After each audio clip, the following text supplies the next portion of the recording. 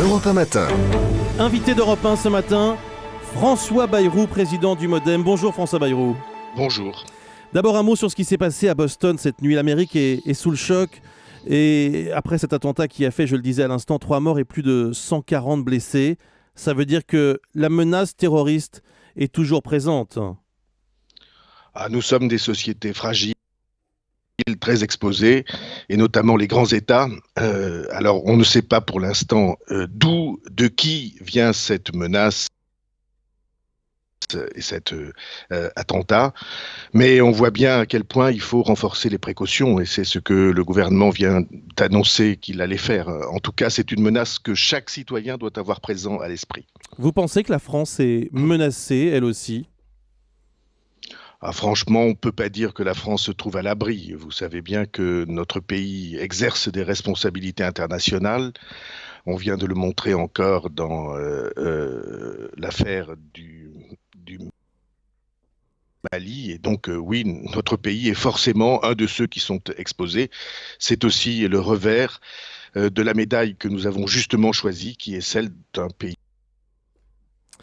qui compte dans le monde et qui fait en sorte que le monde ne devienne pas la proie de tous les terroristes de la planète.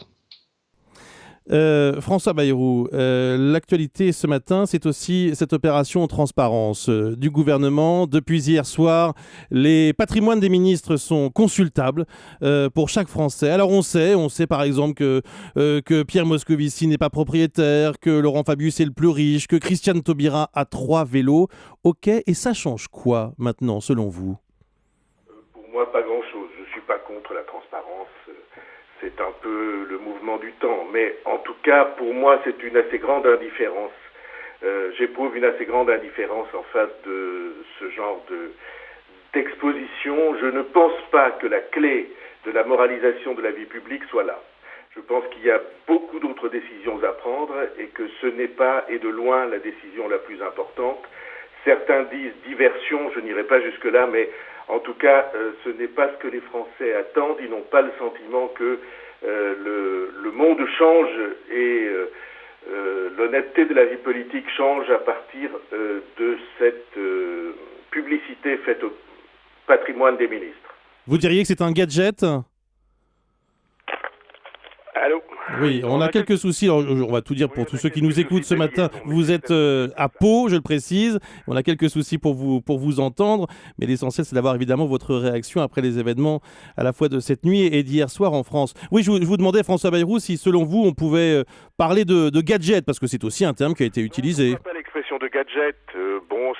C'est un peu le mouvement du temps que d'avoir une transparence plus grande.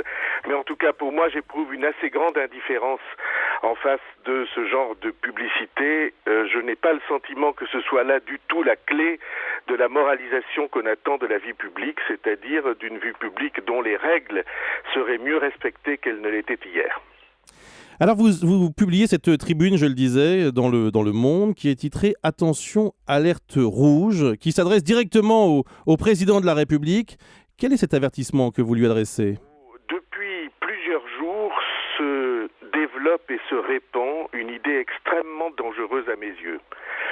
Cette idée, c'est que les réformes que nous avons à faire, les économies auxquelles nous devons réfléchir, seraient en fait imposées à la France par l'Europe et par l'Allemagne.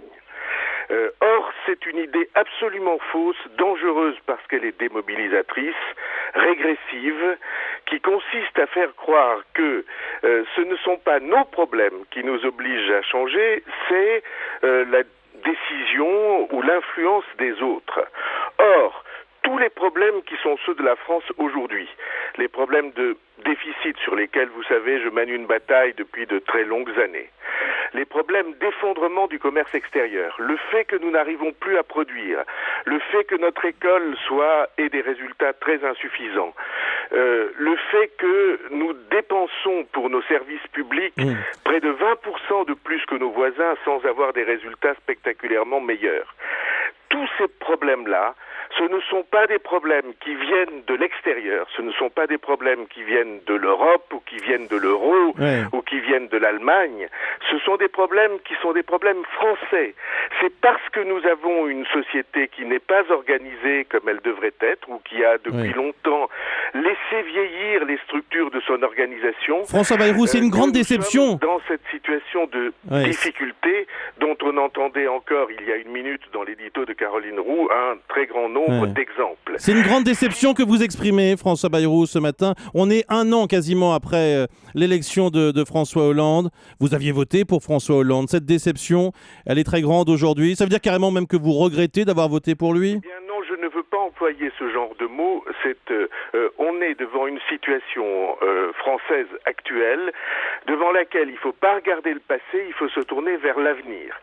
S'il y a en France, et François Hollande avait expliqué pendant sa campagne et après qu'il allait rééquilibrer les comptes des finances publiques et qu'il allait faire un certain nombre de réformes, nous avons besoin de nous mobiliser en regardant l'avenir et en choisissant nous-mêmes, pas sous la pression des autres, mais parce que c'est notre survie qui est en jeu, en choisissant nous-mêmes de prendre les décisions qui s'imposent pour que notre pays redevienne ce qu'il n'aurait jamais dû cesser d'être, c'est-à-dire un pays qui sait gérer ses affaires publiques et apporter à ses citoyens les services ou les appuis dont ils ont besoin pour être ensemble une des sociétés les plus performantes ou les plus efficaces que l'on ait en Europe. François Bayrou, vous êtes disponible ? Pardon ? Est-ce que vous êtes disponible ? Je suis disponible pour répondre à votre interview, vous le voyez. C'est pas ce que je sous-entendais, vous l'imaginez bien. Est-ce que vous êtes disponible ? Est-ce que vous nous dites ce matin sur Europe 1, je suis disponible pour... Il faut que vous acceptiez cette idée qu'il existe en France, même s'ils ne sont pas nombreux, des responsables politiques qui ne pensent pas à leur intérêt, mais qui pensent à l'intérêt du pays, qui pensent non pas aux avantages ou aux responsabilités qu'ils pourraient avoir, mais à ce que la France doit faire. Ça n'est pas... il faut refuser les ambitions individuelles dans un moment où le pays est si profondément... C'est bien dans l'intérêt du pays que vous pourriez nous dire ce matin, je suis disponible. Oui, mais vous voudriez que je vous le dise, mais je n'ai pas cette intention. Je ne veux pas parler de l'avenir du pays en pensant à moi. Je veux parler de l'avenir du pays en posant devant les Français, qui sont les seuls décideurs, qui au bout du compte sont ceux qui prendront les orientations qui s'imposent. Je veux leur parler de ce que nous avons à faire pour nous en sortir. Et c'est ce que vous avez fait ce matin autre considération sur Europe 1. Merci beaucoup François Bayrou, merci d'avoir été en ligne avec nous.